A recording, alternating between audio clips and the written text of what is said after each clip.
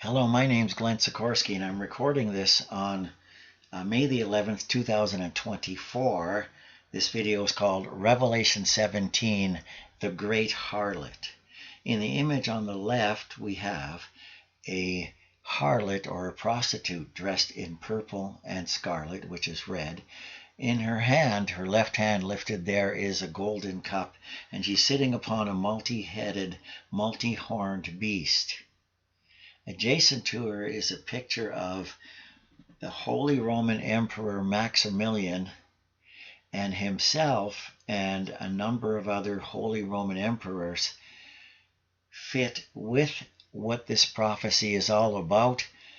This prophecy is expanded over a very lengthy period of time, culminating in the end of the age before our Messiah comes to eliminate those who would do such evil as the Great Harlot. As we're about to read here in Revelation chapter 17, I must say that Revelation chapter 17 is the clearest prophecy I could ever imagine. I believe it's the clearest prophecy anywhere in the Bible, and it has the best signals of identification that I've ever seen. And what I'm going to describe here is I'm going to show how Revelation 17 pinpoints the greatest political and religious power that has ever been put forth by the efforts of mankind. And it's so clear, and there is so much power involved, political and religious and social power, that this chapter needs to be one of the major foundations of anything we would understand in prophecy. Reading here in Revelation chapter 17 and verse 1, "Then one of the seven angels who had the seven bowls came and talked with me, saying to me, 'Come, I will show you the judgment of the great harlot who sits on many waters, with whom the kings of the earth committed fornication, and the inhabitants of the earth were made drunk with the wine of her fornication.'" I'm going to say right in the very beginning of this video, right now, that this harlot is the opposite of the bride. There's the bride of our Messiah. Some would call it, the bride of Christ. And that is those who will reign and rule with our Messiah in the coming kingdom that he will set up. However, a harlot is the opposite of a bride. It is not a pure thing. In fact, it's a pretend bride. And that's what this is about. It's about proving that the Roman Catholic Church is the pretend bride of Christ that has been so politically and religiously dominant all over the world. Looking at this here, "Come, I will show you the judgment of the great harlot who sits on many waters." So this is stating that this harlot sits on many waters. I'm saying that the many waters indicates all the continents of the world. With the huge influence of the Roman Catholic Church, it has touched everywhere over the centuries.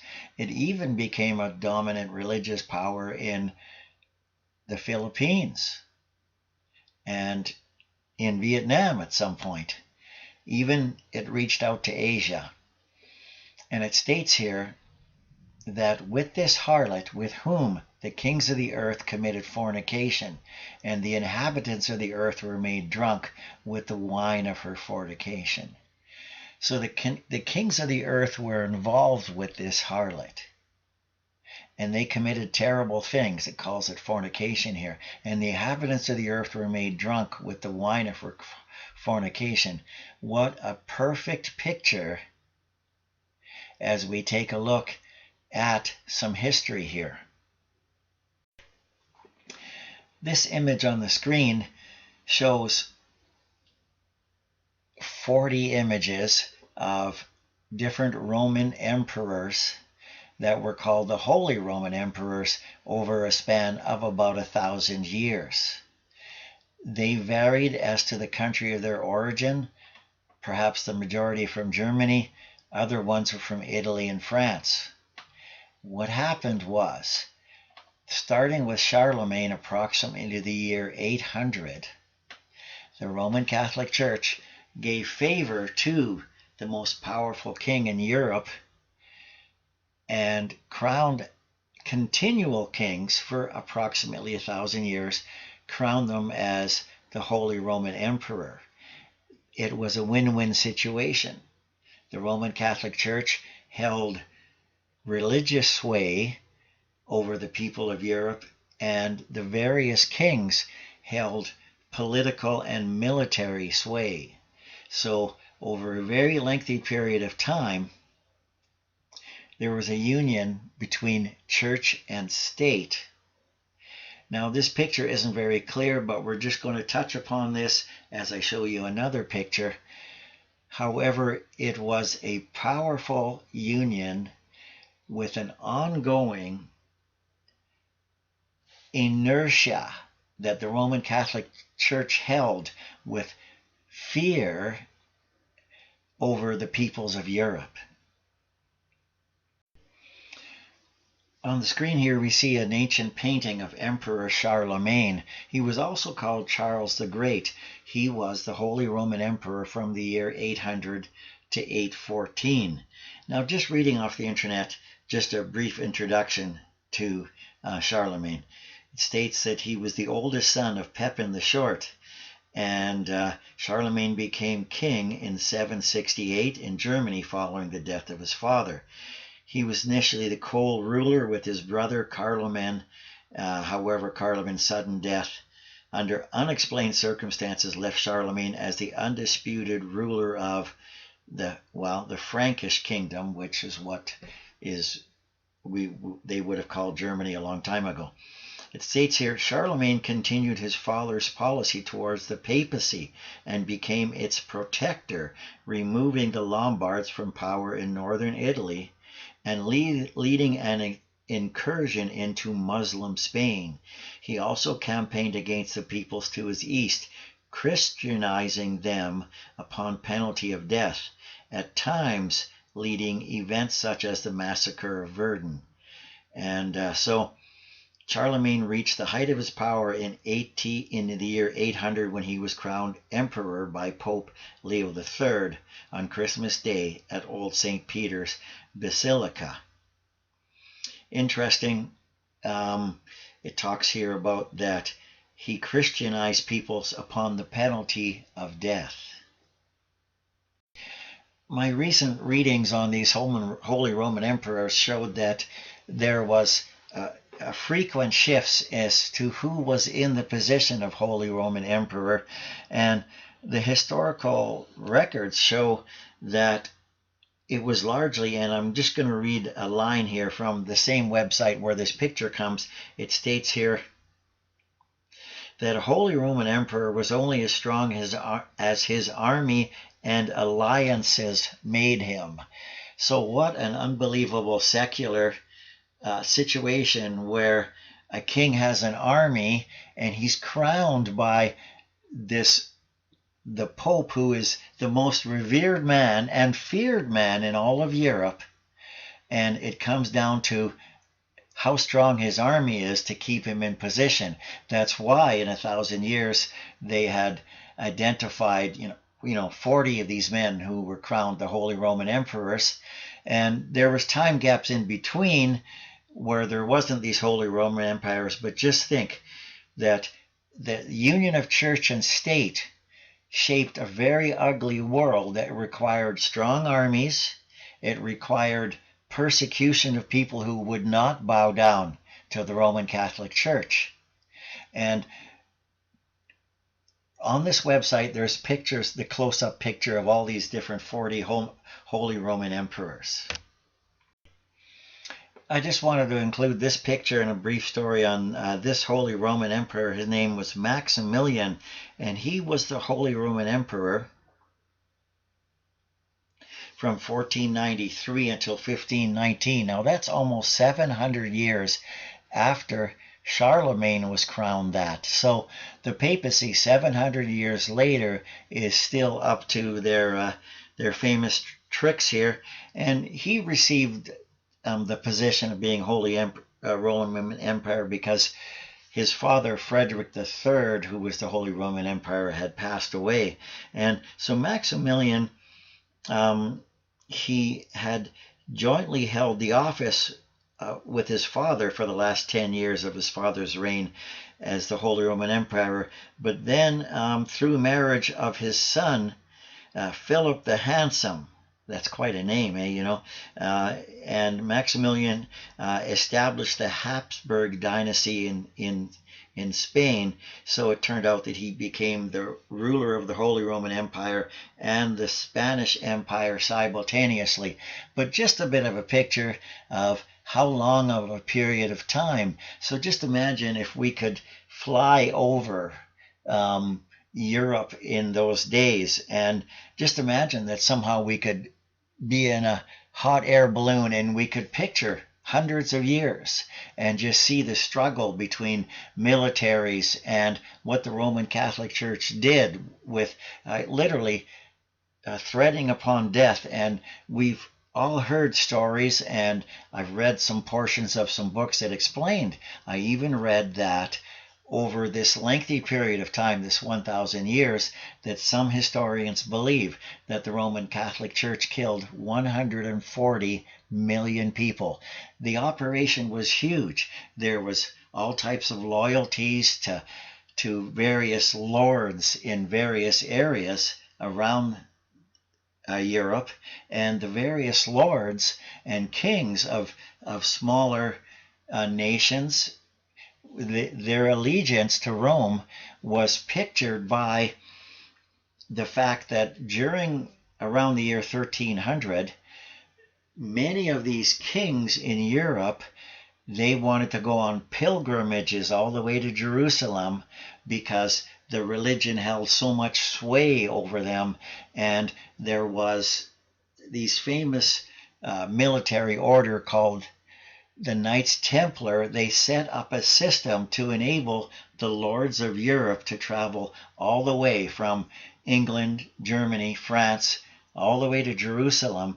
And during those many months that they were gone, the Knights Templar actually protected the castles of those kings.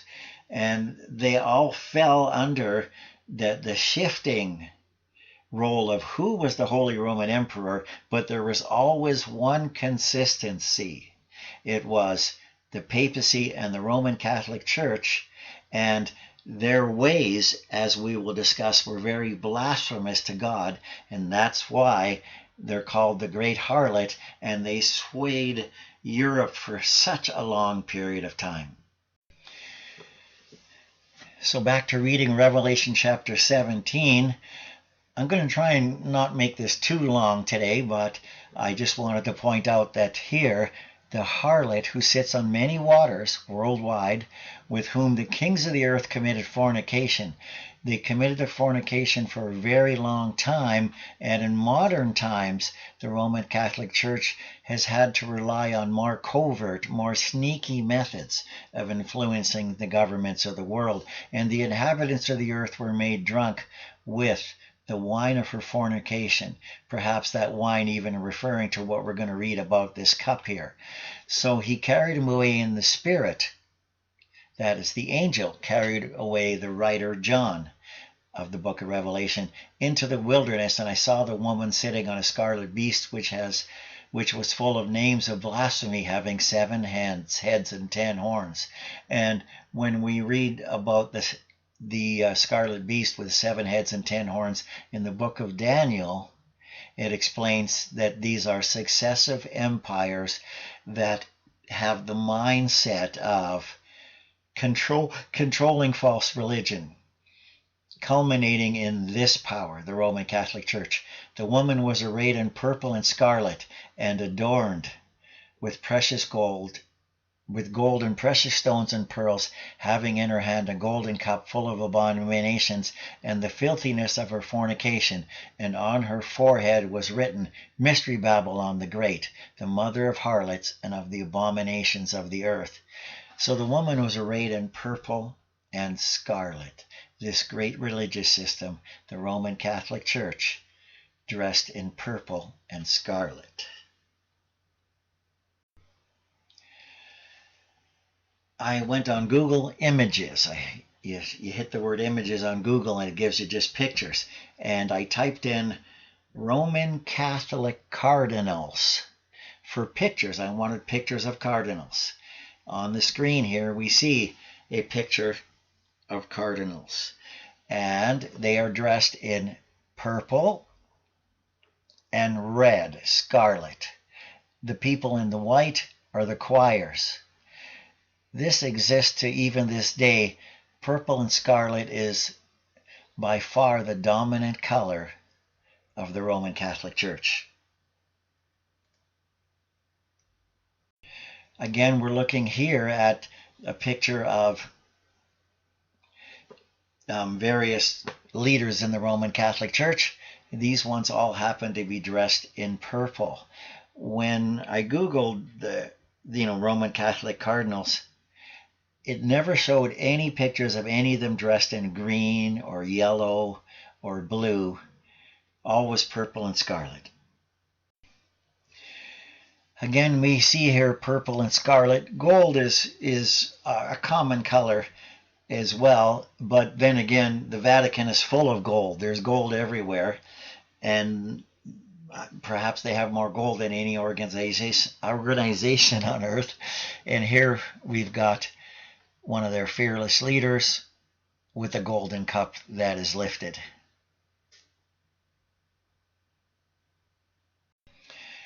And we've been talking about the Roman Catholic Church fornicating with the leaders and the kings of the earth. And here's a picture of the Pope in 2015. This is in the balcony of the White House in Washington, D.C., America.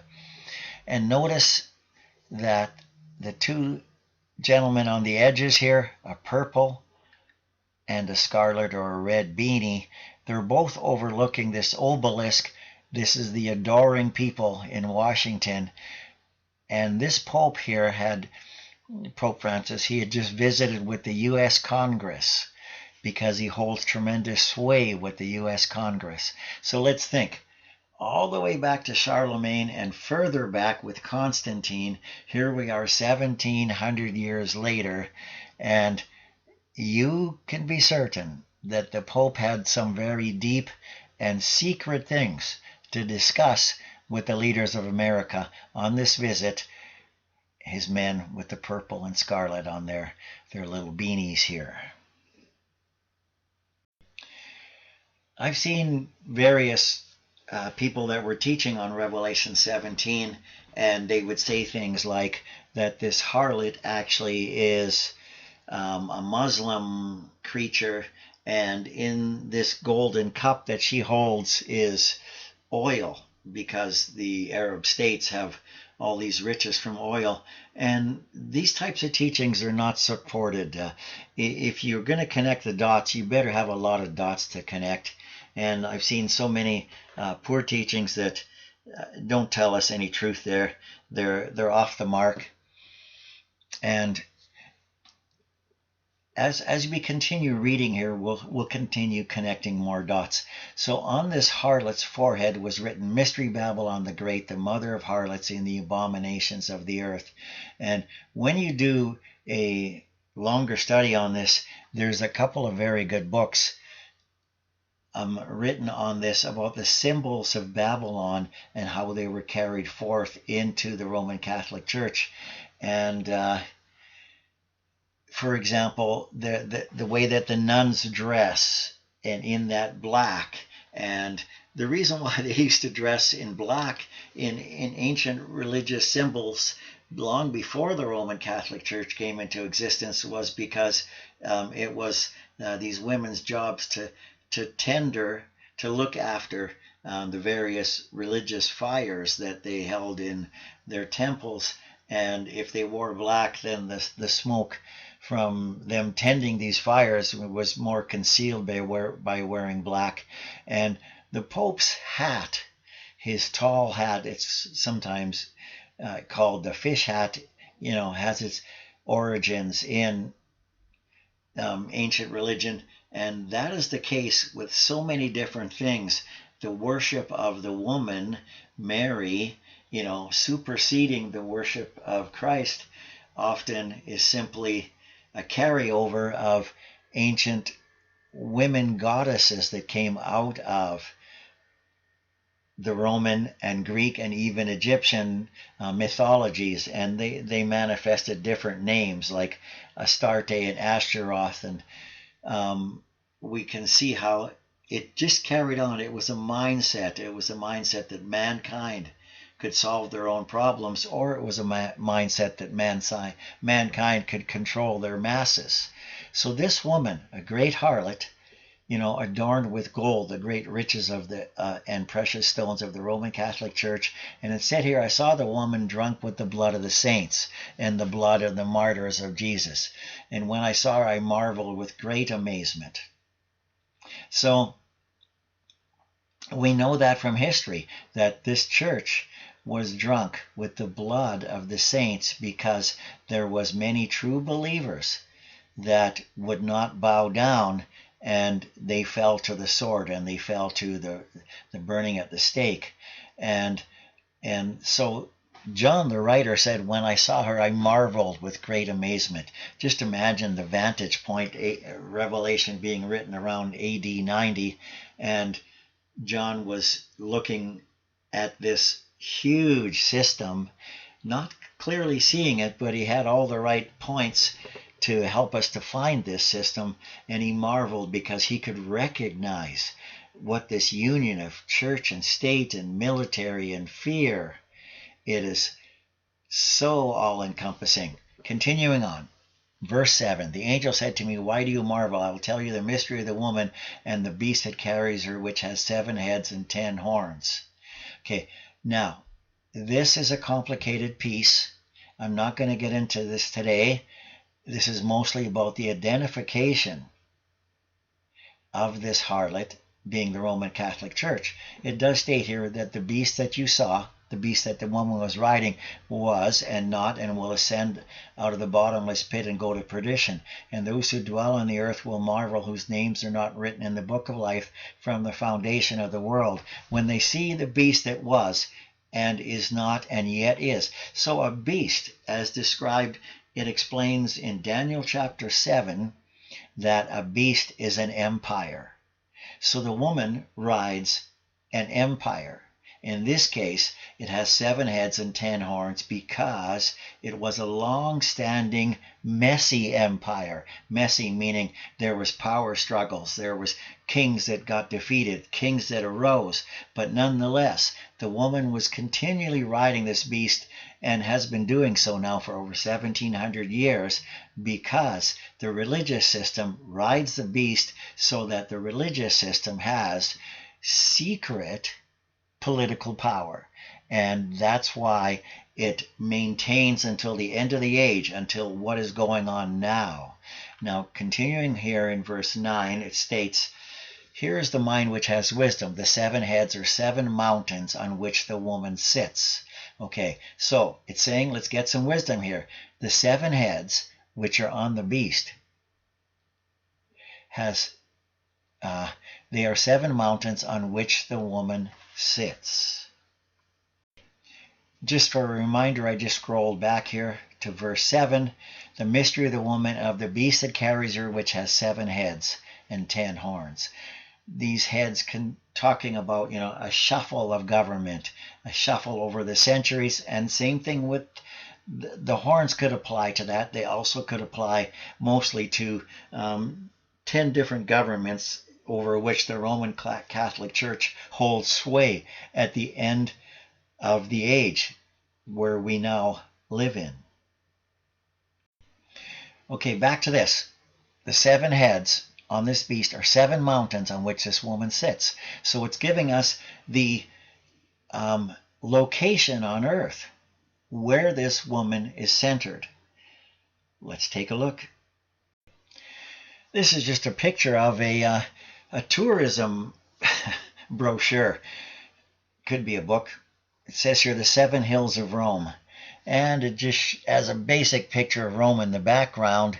And indeed, for those who are seeking, and in this case for just a historical tour, just to take a look and experience something new, this is promising that there is 7 hills in Rome, and that fits historically and has been called the city of 7 hills for centuries and centuries. And this is just a map here, and it states Vatican City on the 7 hills of Rome. And it goes around here to show this is the Vatican here, and it highlights that here is the 7 different hills of Rome, and they're all named right here. And like, how's that for a prophecy? Okay, there's been so many people that have come along and said different things. There's even people who have said that where it states in Revelation 17, it says, here's the mind that has wisdom. The 7 heads are the 7 hills where the woman sits. And some people say, well, that's Jerusalem. And they do. I've seen a couple different teachers say that. And then they end up looking for this great harlot that comes out of Jerusalem. But Jerusalem has nothing to do with being dressed in purple and scarlet. And Jerusalem has nothing to do, by comparison, with the fornication with the kings of the earth compared to what Rome has done, the Roman Catholic Church. And Jerusalem has yes, there's been bloodshed in Jerusalem, but those in Jerusalem never ever schemed and executed the amount of bloodshed that the Roman Catholic Church did right here, centered from the power that comes from the 7 hills of Rome. The cultural power that the Vatican has held sway has existed for over 1,700 years.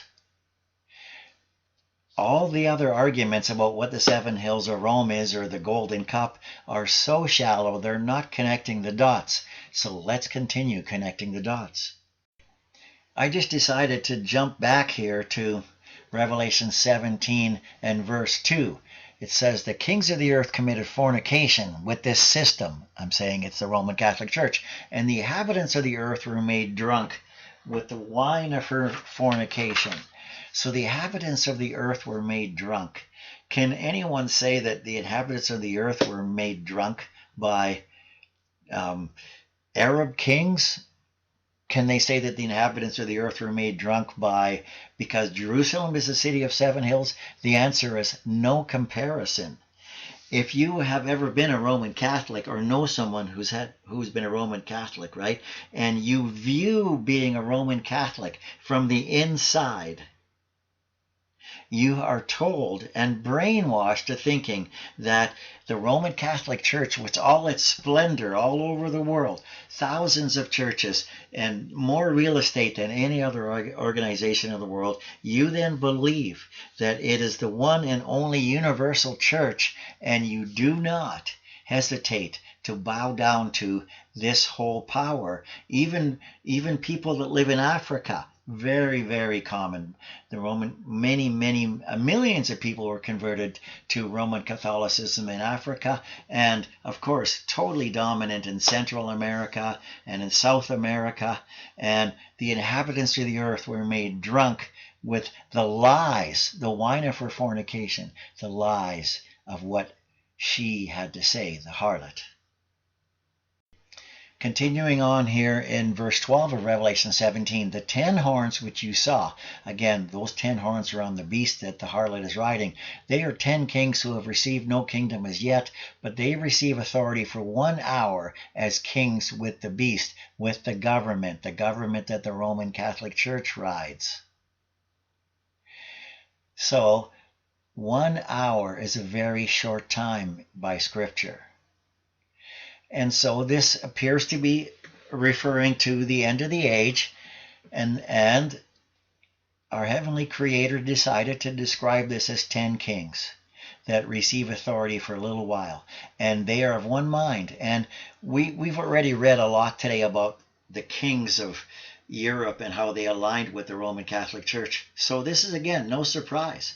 We've got, again, this could be 10 kings of Europe again, and these are of one mind, these kings, which means leaders of government, and they will give their power and authority to the beast, to the beast, to this overall blanket government.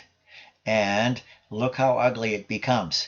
These kings will make war with the Lamb, and the Lamb will overcome them, for he is Lord of lords and King of kings, and those who are with him are called, chosen, and faithful. So it takes a long time to understand about how the Roman Catholic Church is functioning in the world today. But what they did was, the Roman Catholic Church took a really big hit with the Martin Luther experience. And so just at that time, what had happened in the world, that Martin Luther had the advantage of the printing press that had recently been created, and he was able to, those who followed his ideas, they were able to print many different pamphlets or pages and have them distributed around Europe. And the Catholic Church took a real hit there for a while, and so they had to fight back. And the time came when the Catholic Church could not overcome other governments with just the military sway that they held with various governments.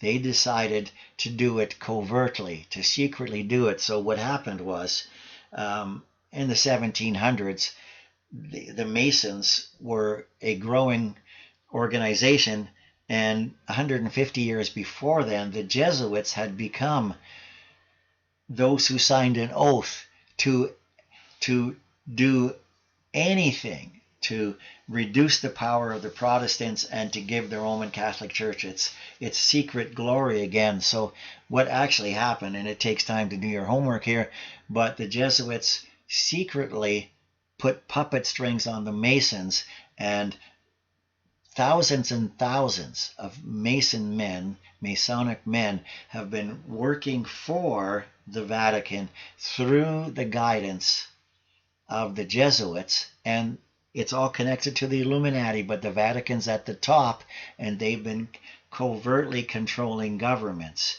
That's why we saw the picture earlier of the Roman, the Pope, with the American government overlooking, Washington, D.C., and looking at the obelisk. The power of the Roman Catholic Church was described in a video I did, and maybe you can look it up on YouTube. It's under my name, Glenn Sikorsky, and it's called Repeat Verses Reveal the Antichrist, because I believe that the Pope is clearly indicated to be the Antichrist. Verse 15 here in Revelation 17, then he said to me, the waters which you saw where the harlot sits are peoples, multitudes, nations, and tongues. That's just a reinforcement of, I think it's verse 2 in this chapter, where it says that the harlot sits on many waters. Well, that's exactly, again, a total reinforcement that this description that the Roman Catholic Church is the harlot has more dots connected than any other description or any other ideas. The waters which you saw, where the harlot sits, are peoples, multitudes, nations, and tongues. Well, that's what happened. How did the Roman Catholic Church become dominant in South America and Central America? Because guys on ships, men on ships, went across the waters and enabled the harlot to sit there.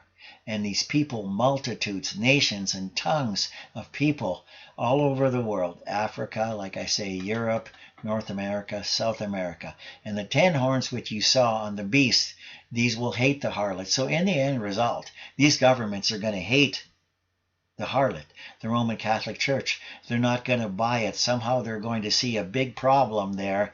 And what are these 10 horns? These other nations. In the end time, what are they going to do? They're going to make her desolate and naked, eat her flesh, and burn her with fire.